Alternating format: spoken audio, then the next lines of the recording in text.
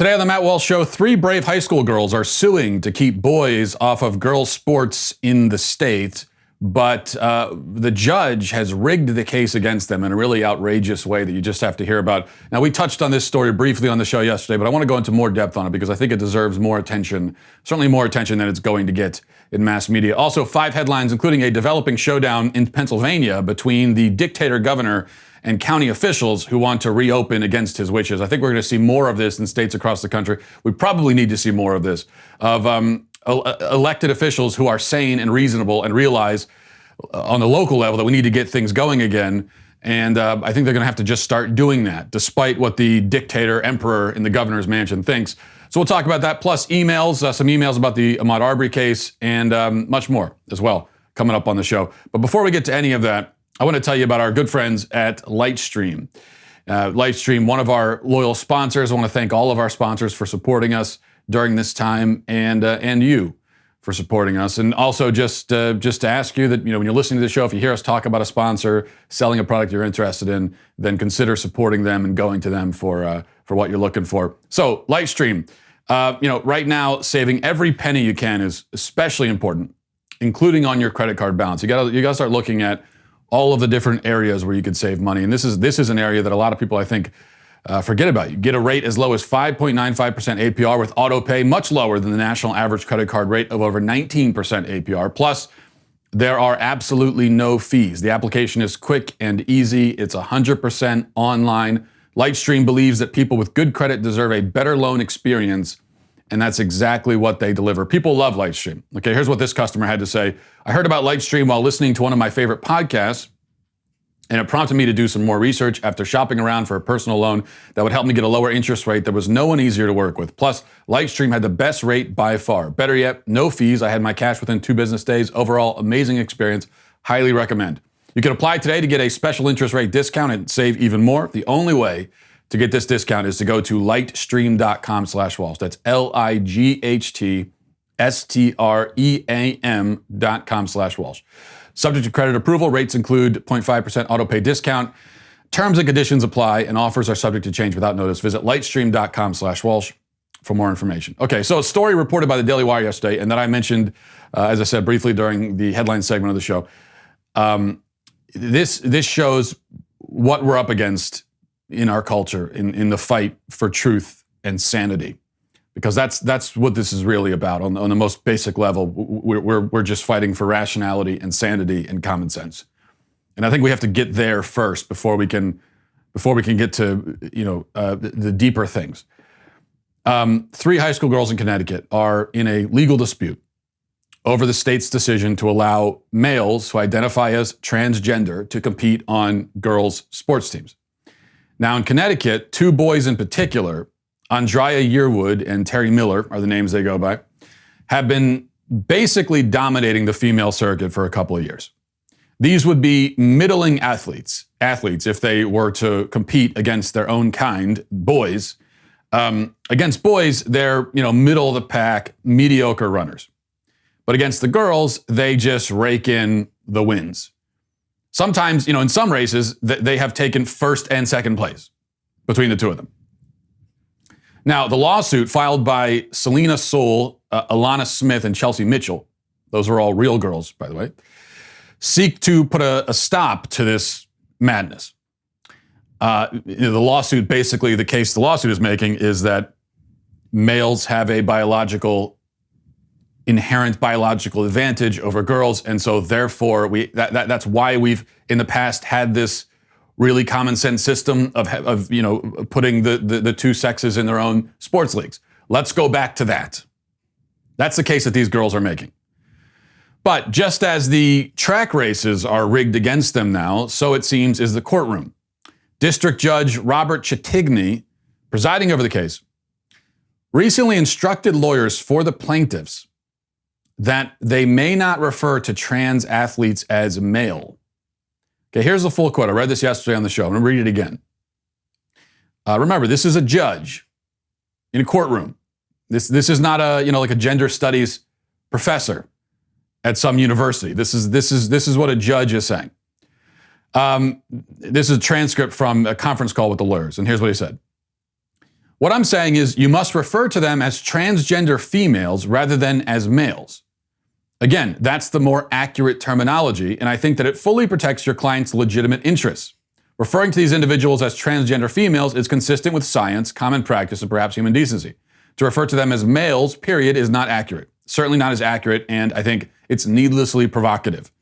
I don't think that you surrender any legitimate interest or position if you refer to them as transgender females. That is what the case is about. This isn't a case involving males who decided that they want to run in girls' events. This is a case about girls who say that transgender girls should not be allowed to run in girls' events. So, going forward, we will not refer to the proposed interveners as males. Understood? And then they were told that if they really have trouble complying with this order, they'd have to take it to the Court of Appeals.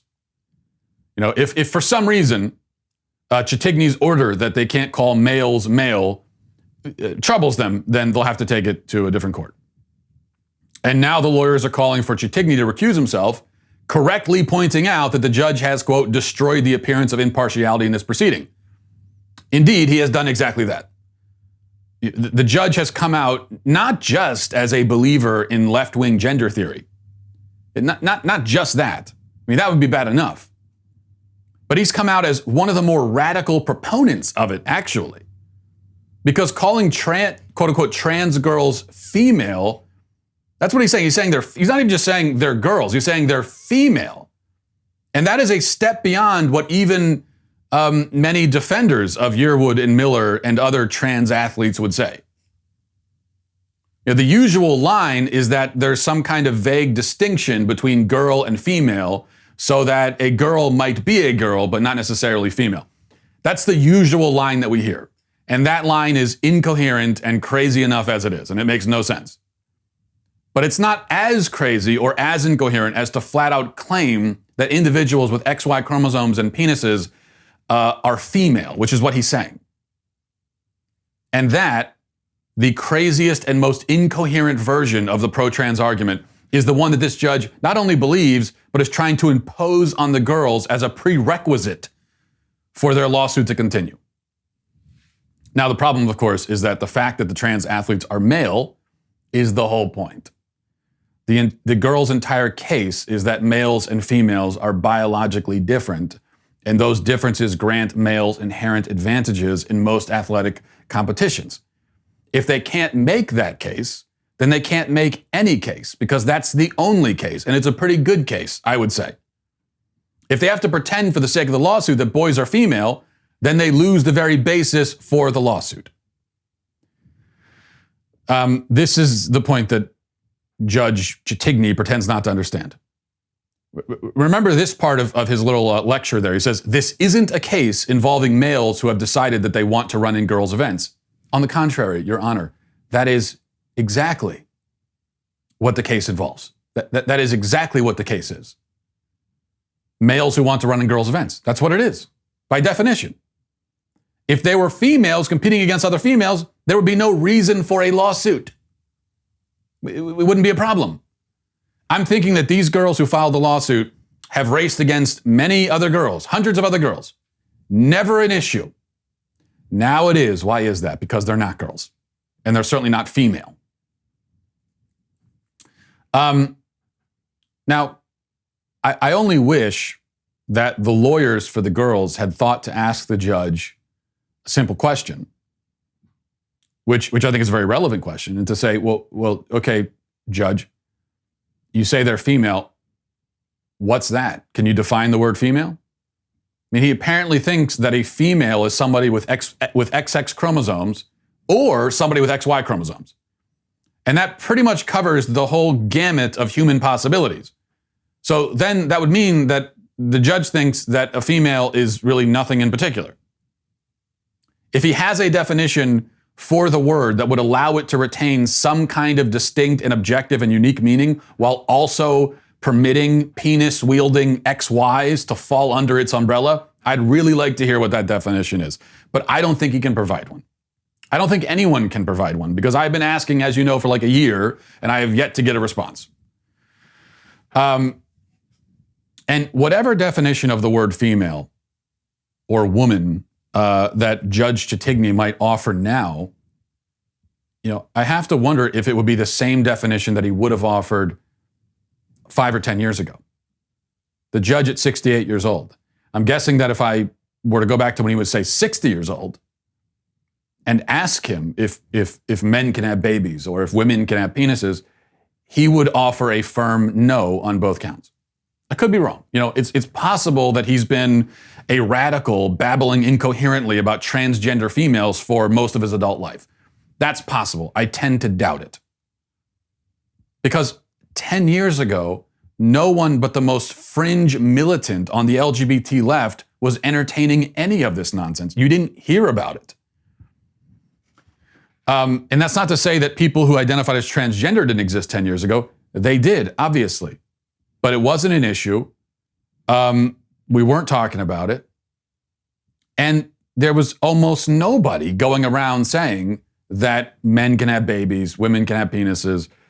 There was almost nobody arguing that men should be in the women's bathroom or that we should have boys racing against girls. I ran track when I was in high school, and this never came up. It was just never an issue. Nobody ever talked about it.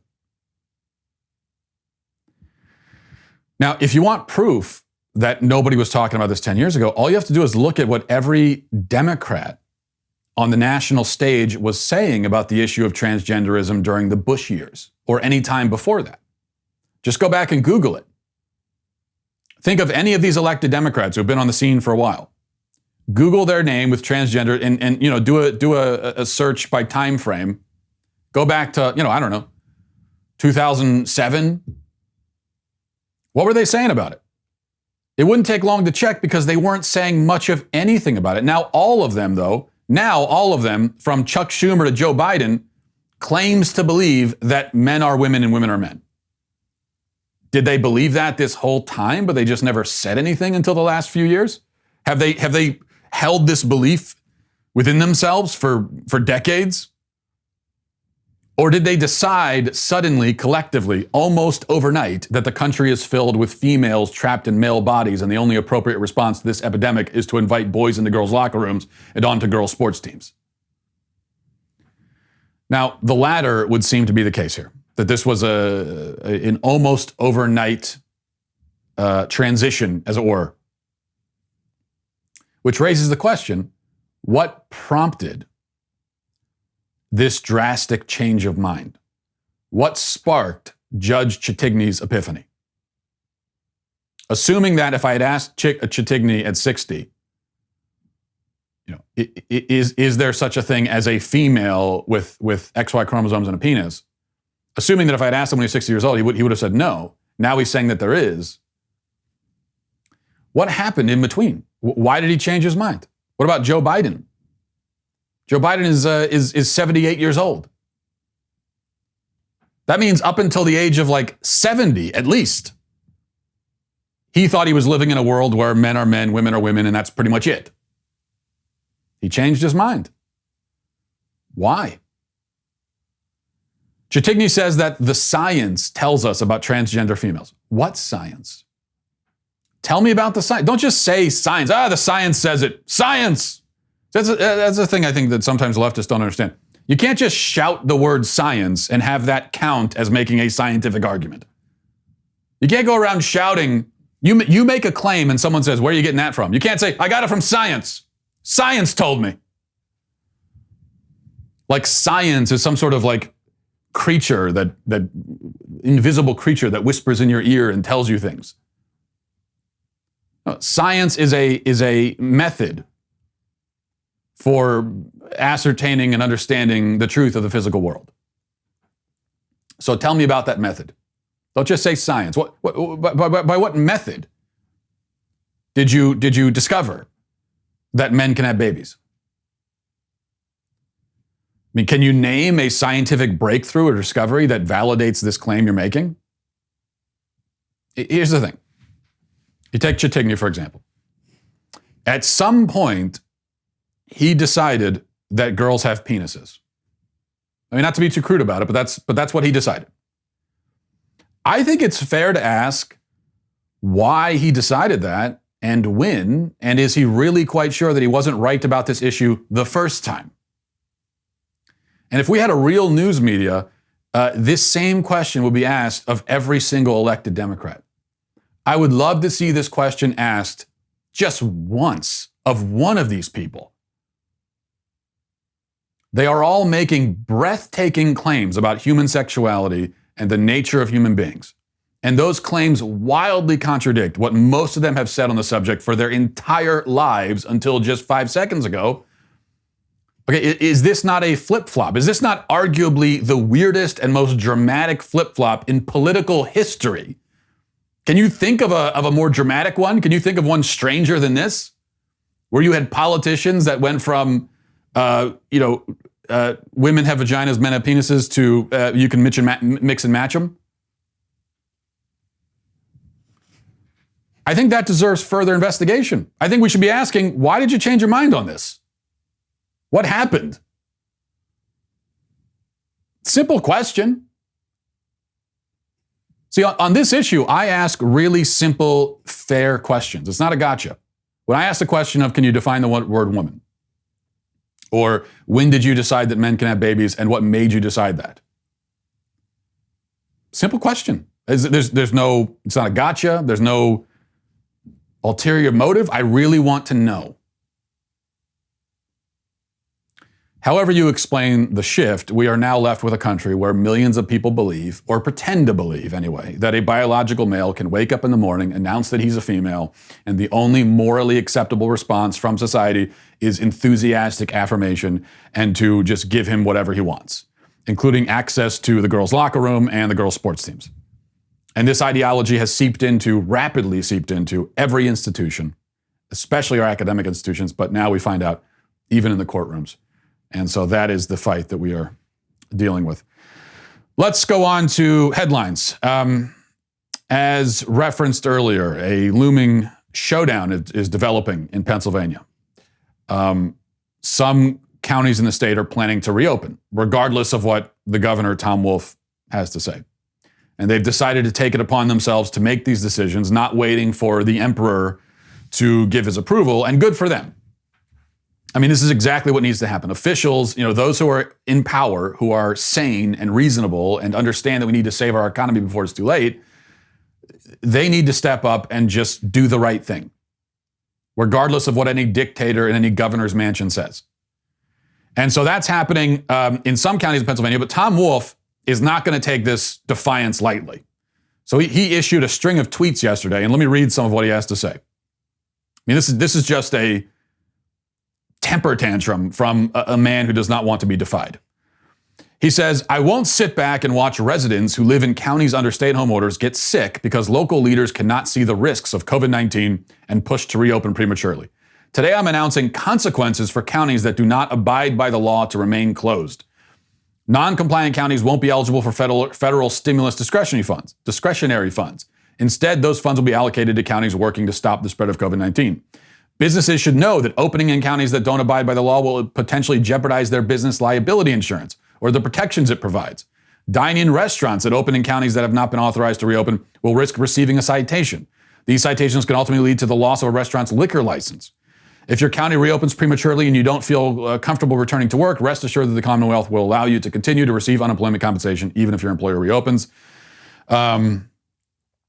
We are fighting a war that has taken lives of too many people, and we're winning. The politicians who are encouraging us to quit the fight are acting in a most cowardly way. Cowards. This is what he decrees from his throne.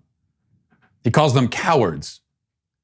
Yes, if you don't listen to, obey, comply with his orders, you're a coward. That's the way it works now in upside down land. Now, a lot could be said in response to this from Tom Wolf. But I'll just mention one thing, a reminder, as I've discussed on the show throughout the last week or two, because I do think this is the big story of the coronavirus epidemic in America. Tom Wolf is one of the governors who by mandate, sent infected people into nursing homes. He is directly responsible for many deaths. He is a grandma killer. Calling people grandma killers left and right. Well, he's the grandma killer. along with Cuomo, along with the governor of, along with Newsom in California, and other governors who made the same decision. New Jersey, he has no credibility. He has no moral authority. This epidemic would have been, the death toll would be a fraction of what it currently is, if guys like Tom Wolf and Cuomo and others had actually protected nursing homes rather than directly putting them in harm's way.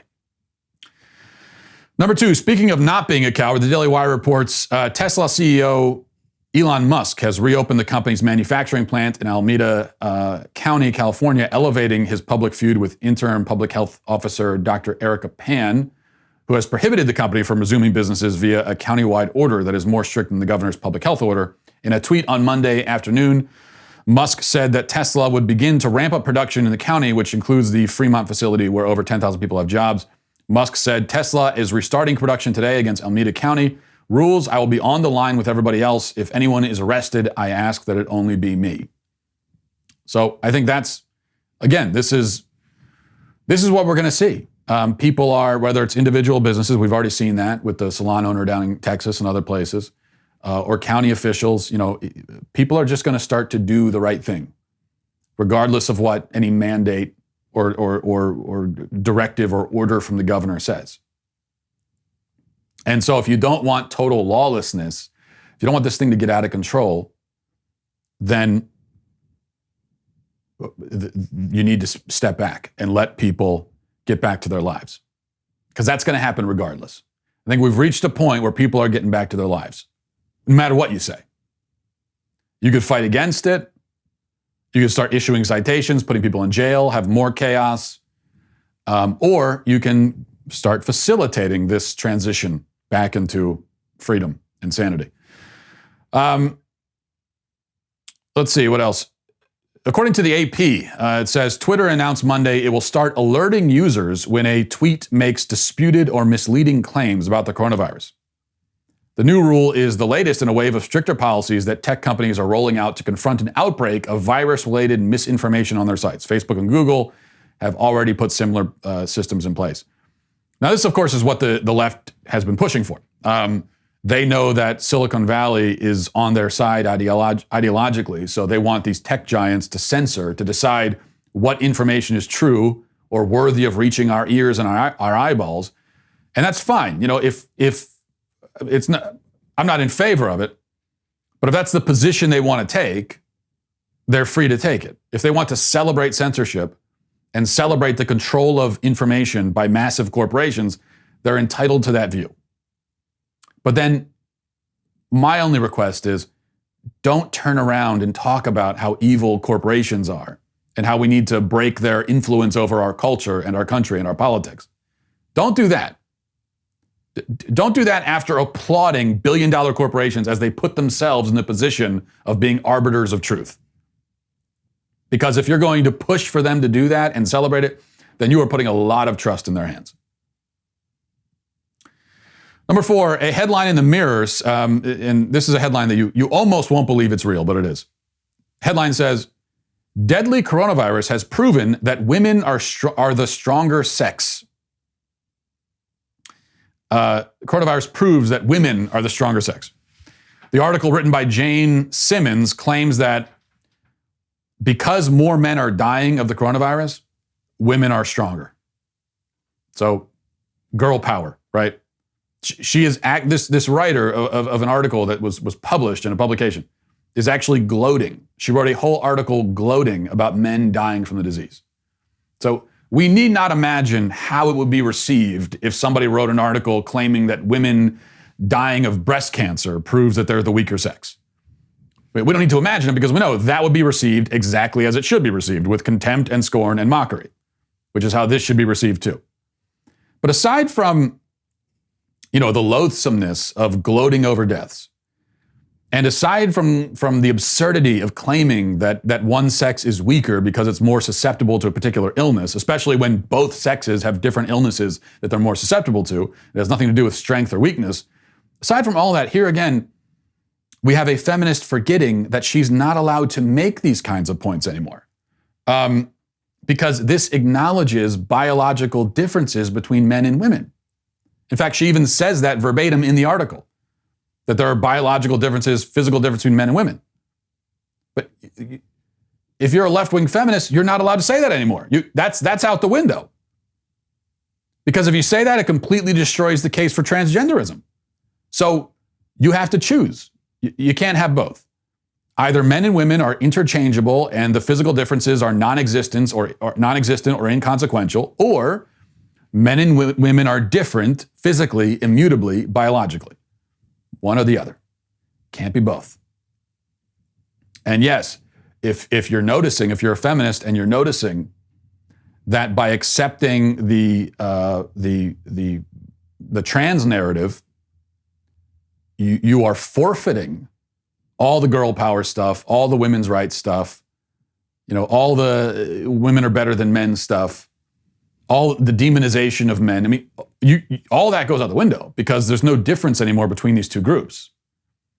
The only difference is social. It's a social construct, arbitrary,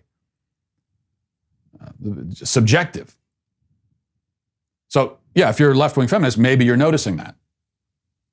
But then either you can just shut up and comply with the trans narrative and the LGBT narrative, or you can fight back against it to try to reclaim your own narrative. But the two can't coincide. They can't work together.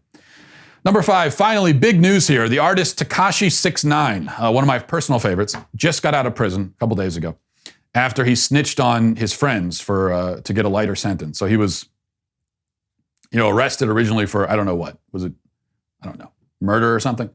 Drugs? Something like that. But he turned snitch. He snitched on his friends in his gang, and so he got a lighter sentence. And he just got released from prison. It was supposed to be like 40 or 50 years, but because he snitched, he got a light sentence. And then with the coronavirus thing, and he has asthma, so they let him out even earlier. And so now he's out. But the thing is, he's a rapper. And, being a snitch as a rapper, kind of frowned upon. So he went to Instagram Live and he tried to explain himself and tried to do a little bit of damage control. And here's how that went. It wasn't worth it. It wasn't. And I'm going to tell you what. If there is a street code, right? If there is a street code and there's something so-called as loyalty and everything and no snitching and all of that, I get it, right? But where was the loyalty when you was sleeping with my baby mother? Where was the loyalty when you was caught on the wiretap trying to kill me? Where was the loyalty when you tried to kidnap my mother? Where was the loyalty when you was stealing millions of dollars from me? Where was that? So who broke it first? I get it. Don't fight fire with fire. I'm sorry. But what did I do wrong? Be loyal to niggas that's my baby moms. Be loyal to niggas that kidnap me, beat the shit out of me on video and everything. I'm supposed to be loyal to that? No, you know what? You know what it is? Y'all don't want to accept the fact that those is all true facts. Y'all don't want to accept. Y'all understand why I snitch. Y'all understand. Y'all don't want to understand. It's not that y'all don't understand. Y'all don't want to understand. Y'all don't want to understand that.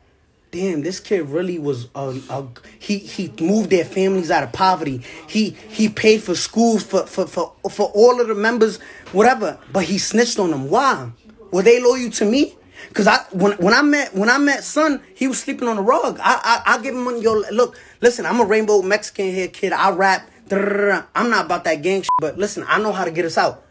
You wasn't loyal to me, whether, but y'all understand. Let's just, y'all understand. And I know you understand. Y'all don't want to understand. I do understand Tekashi 6ix9ine. I do. I've been there myself. All of that. I can relate to everything that was just said, honestly. Even the tattoos, the hair. That's how I look on the weekends. It's pretty uncanny. I just covered up with makeup during the week, but the whole look is great. I mean, he looks like a Batman villain whose origin story is that he fell into a giant tie-dye machine. And that's what I love about it. Or he looks like like a My Little Pony character that,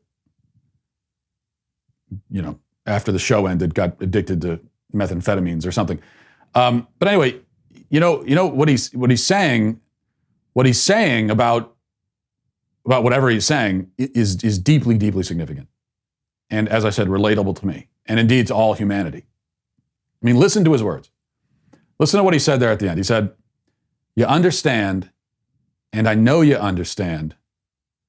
You don't want to understand. You understand. I know you understand. You don't want to understand. Wow. Think about that. Think about what he's saying. So much truth there. He's basically saying, listen, truth itself, okay, the most difficult truths of life are self-evident to us. We have an innate understanding of the truth. But how often, alas, have we wished to not understand? How often have we wished that we did not know what we do indeed know? How often have we looked upon the innocence of a child and said, if only I could have that innocence back, that ignorance, that blissful ignorance. And that's what I take from Tekashi 6ix9ine. And that's why he's one of the great artists and one of the great poets and one of the great thinkers of our time. And I'm just glad he's out of prison finally, so I can once again enjoy his philosophical musings and his angelic music, that is, for years to come. Or until he gets shot for being a snitch. I mean, whichever comes first. But we'll pray for him. Okay, let's go on to our daily cancellation. It's a quick one today. Today we're canceling whoever wrote this letter to Slate. The letter is, I love my boyfriend, but want a girlfriend. That's how the letter and the advice column is titled on Slate. But that's not really the cancelable part, okay? I mean, it is cancelable, but don't get me wrong, but you need to do more than that these days, okay? Just wanting a polyamorous relationship, that could have got you canceled by me a few years ago, but you gotta impress me. Just normal degeneracy isn't gonna do it, okay? So let's read the actual letter. This is what it says in part. My partner is the most compassionate, loving, and respectful partner I could ask for. He supported me through difficult times, weight fluctuations, questioning my gender, changing my name, sobriety, among other things. I am incredibly attracted to women. He knows this, and we have talked about opening our relationship. However, he is on the spectrum of asexuality and is only interested in having sex with me. Did you catch that? He's on the spectrum of asexuality. Why? Because he wants to be monogamous. That now puts you on the spectrum of asexuality. We'll get back to that in a minute, but I also wanted to take note of this part here, okay? The thought of me having sex with other people makes him deeply uncomfortable, as we both relate to sex in very different ways. We have had this conversation a few times in the year, but that we've been together, but with no solid plan or outcome. Okay? We've had this conversation a few times in the year that we've been together with no solid plan or outcome. Okay, so this guy has been with this girl for a year. I'm assuming it's a girl and a guy, but who really knows at this point? But let's just go with that for the sake of argument. This guy has been with this girl for a year, and he's already put up with everything she listed at the top. Difficult times, weight fluctuation, questioning my name, questioning my gender, changing my name, sobriety, among other things. One can only imagine what the other things might be in a list like that. And now she goes off and she wants to sleep with other people. All of that in a year. And they aren't married or anything. So the real advice that needs to be given here is to the guy, to the other person, and that needs to be like, get the hell out. Just run away as fast as you can. What are you doing, you fool? What are you thinking? Subjecting yourself to. Listen, you usually see the sanest version of a person in the first year. Ask my wife, okay? First year of being with my wife is the sanest I've been around her. Okay. It's mentally, it all goes downhill from there, right? Like, because that's when people are putting on their sanest front. But especially for me, you can only pretend to be sane for so long before your internal craziness comes out. So you keep that in mind. So if you're the guy, what you have to realize is that change the name, change the gender, everything, fluctuating weight, sobriety, this and that. That's the sanest she's going to get, and it's only getting crazier from there. So, and of course, this advice really applies to anyone. If your boyfriend or girlfriend tells you that, I mean, forget about everything else, but if your boyfriend or girlfriend tells you that they want to see other people and have an open relationship, that is definitely a don't pass go, don't collect $200, just get the hell out kind of moment. No need for a discussion. That's the good thing about it. So it should be a very easy and clean break. If your girlfriend sits you down and says, you know, I was thinking I'd like to have an open relationship. The great thing is that you don't need to say anything. Your response is say nothing, just, okay, stand up, walk out the door, never talk to him again. There's no reason to even talk anymore. It's done at that point. But back to the spectrum of asexuality thing, because this is really interesting. And it's relevant to me personally, because I never realized that I was asexual. You know, most of you probably aren't surprised to find out that I am, but I'm a little bit surprised. To me, I always thought that I was in a monogamous relationship with my wife. Turns out I'm on the spectrum of asexuality. I'm just a hop, skip, and a jump away from being a full-on asexual amoeba reproducing through self-replication. I'm very close to that. So you notice what's happening in our culture, slowly but surely. And this is always the trajectory, because first we're told, okay, it's okay to be different, to be weird, to have different kinds of desires. Something that people think is perverse, it's not. You know, or even if it is, it's okay. You want to be polyamorous, that's fine. Yeah, it's different, but it's fine. That's the first step. And then we're told, actually, no. These kinds of desires, they aren't really even different. They're really normal. Lots of people feel this way, even if they don't say it. It's all normal. Everything is normal. You know, there is no abnormal or normal. Everything's normal, and so it's fine. That's the second step. The third step is to say, actually, these things that you thought were abnormal are not only normal, but the opposite of these things, the previously normal things, they're the abnormal things. And I know we told you that it's okay to be abnormal. We changed our minds. Those abnormal things are bad. You should hate those. So that's where this heads. It heads to a place where being in a monogamous heterosexual relationship is spurned, is treated as freakish, as radical, as on some sort of weird spectrum.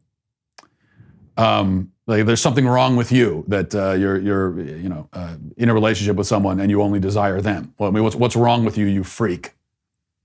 That's where all this heads. Okay. Finally, let's go to emails. As always, a lot of emails about the Ahmaud Arbery case. So here's one from John. Says, Matt, I think you're wrong in the case of Ahmaud Arbery.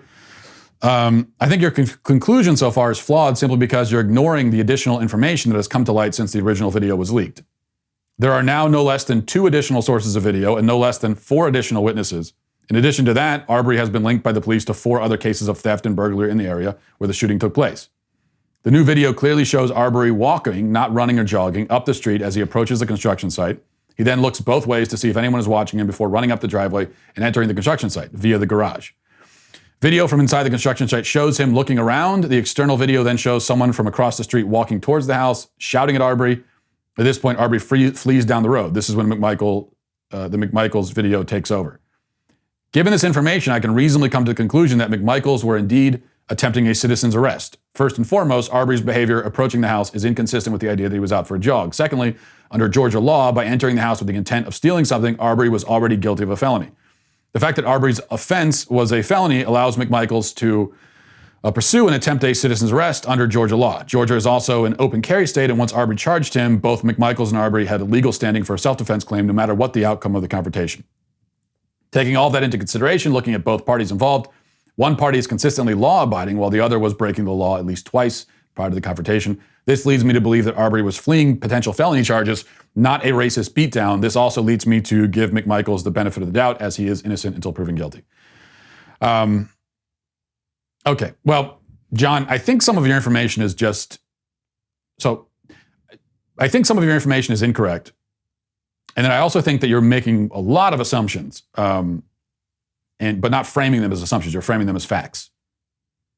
So you say that Arbery has been linked to 4 other cases of burglary and theft. Where did you find that? I haven't seen that anywhere, and I've looked. So I don't think that's true. You talk about the video of Arbery, and I mean you have this whole description of the video outside the construction site, looking around to see if anyone's watching.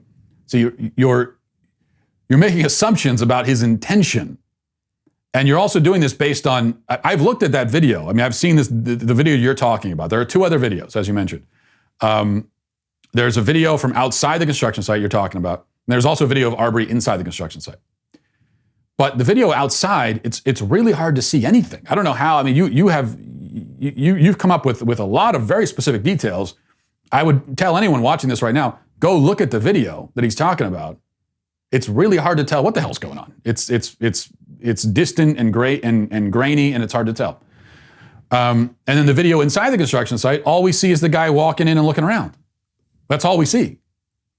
If anything more sinister happened, it's not on the video. You say that Arbery went in with the intent to steal. Well, how do you know that? I mean, yes, if he went in with the intent to steal, that's very convenient for your case, because then you could say it was, at least the intention of a felony. And I mean, if you go into a place looking to steal and you don't steal because there's nothing to steal, is it still a felony? I mean, maybe it is. I'm not exactly sure how the law works there, but that's a hell of an assumption that you're making. And I don't know how you could possibly make it. You could say, well, I can't imagine why else he'd be in a construction site. Okay, fine, that might be why he's there, but that's you understand, that's just your assumption. There are other conceivable reasons why a person might be in a construction site, but regardless, I mean, he's dead now, so we can't ask him. All we have are the bare facts, as far as we know. And as far as we know, as far as what we can prove, maybe I should put it this way, as far as what we can prove is that Arbery went into a construction site, briefly looked around and left. That's what we have. Anything else that you're going to assume about his motivations is just that, an assumption. And the problem is, if you're going to do that, then you can't complain when people do it with McMichaels. If you're going to create this whole narrative of assumptions and motivations and intent on Arbery's case, for Arbery, then what about would people do the same with the McMichaels and say, oh, they were racist, out looking for a black person to shoot? I don't believe that they were. That's not, I've said the whole time. I mean, I think that they're wrong in what they did.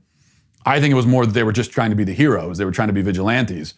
And they were thinking they were like in an action movie or something. That's what I take from that. So I'm not assuming racist motivations, but I'm also not assuming motivations on Arbery's part either. I'm just trying to look at what actually happened and what we can prove.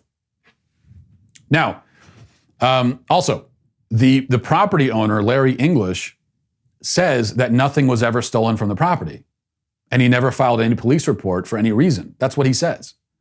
Now, I've seen a lot of people, defenders of the McMichaels, on Twitter and on social media, making all kinds of claims about how things were stolen and there was copper wire stolen and this and that. There were all these break-ins. Okay, well, the guy who owns the property said that nothing was ever stolen. So that seems rather significant, doesn't it? I don't know. How can we just ignore that? Was anything stolen? Let's ask the guy who owns the property. He said no. He never filed a police report. There was no break-ins. There was no theft or robbery from the place. That's what he said. His words. If the guy is saying nothing was stolen, it's reasonable to conclude that Arbery didn't steal anything. And as this was a construction site, not an occupied residence, what you have then, at most, it seems like, is trespassing, which I don't think is a felony. Now, you claim, again, he had the intent to steal. But again, how do you know that?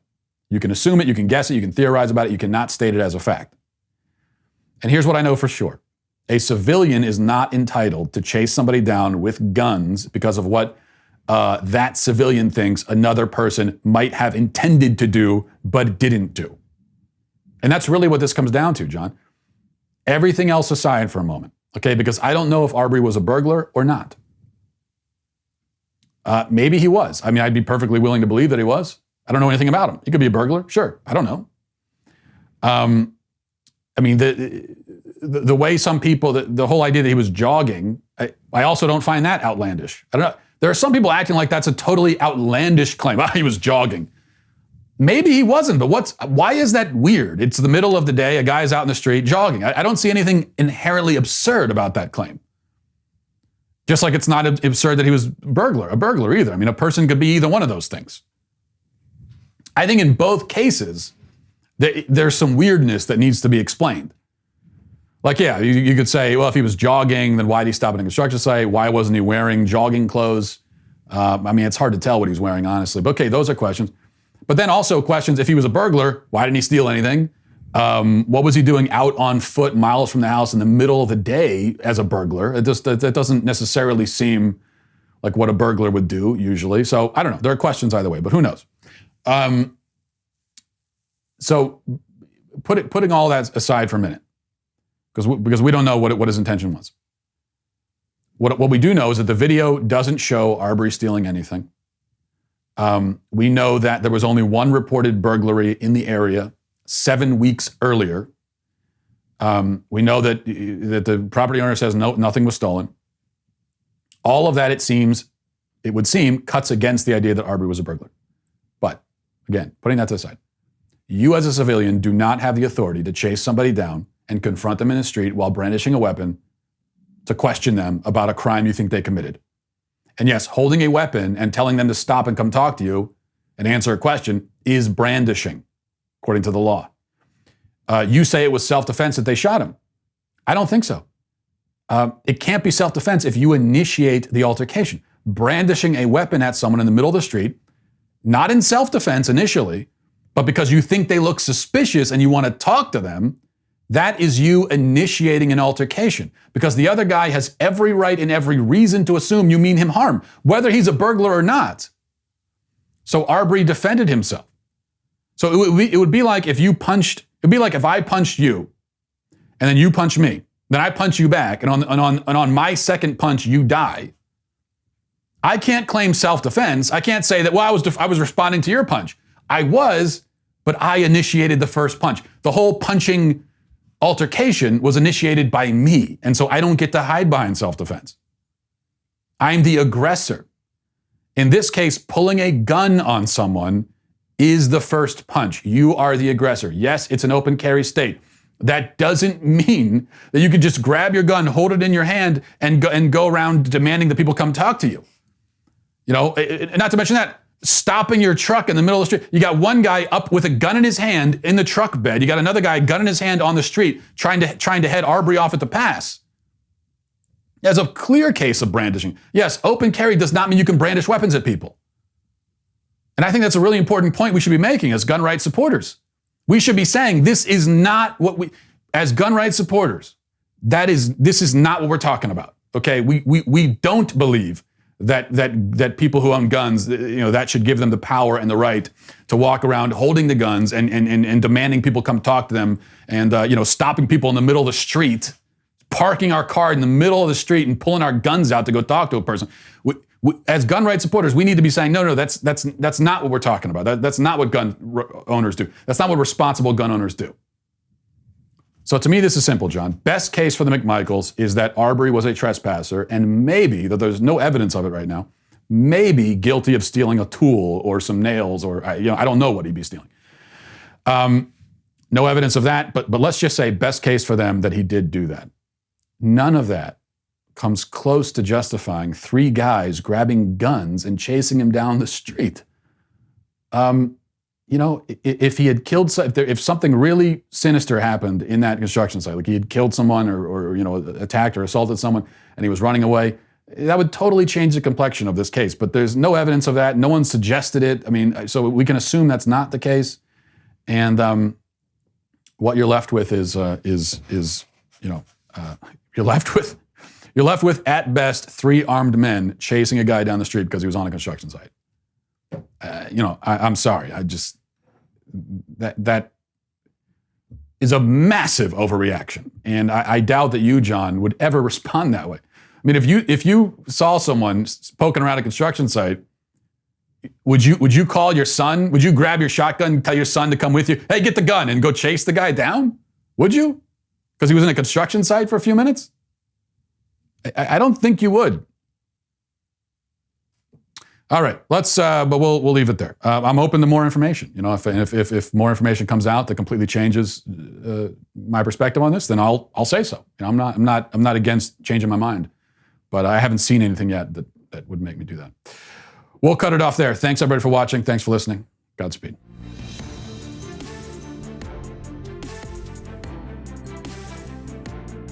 The Matt Walsh Show is produced by Sean Hampton, executive producer Jeremy Boring. Our supervising producers are Mathis Glover and Robert Sterling. Our technical producer is Austin Stevens, edited by Danny D'Amico, and our audio is mixed by Robin Fenderson. The Matt Walsh Show is a Daily Wire production, copyright Daily Wire 2020. Hey everybody, it's Andrew Klavan, host of The Andrew Klavan Show. You know, some people are depressed because the American Republic is collapsing, the end of days is approaching, and the moon has turned to blood. But on The Andrew Klavan Show, that's where the fun just gets started. So come on over to The Andrew Klavan Show and laugh your way through the apocalypse with me, Andrew Klavan.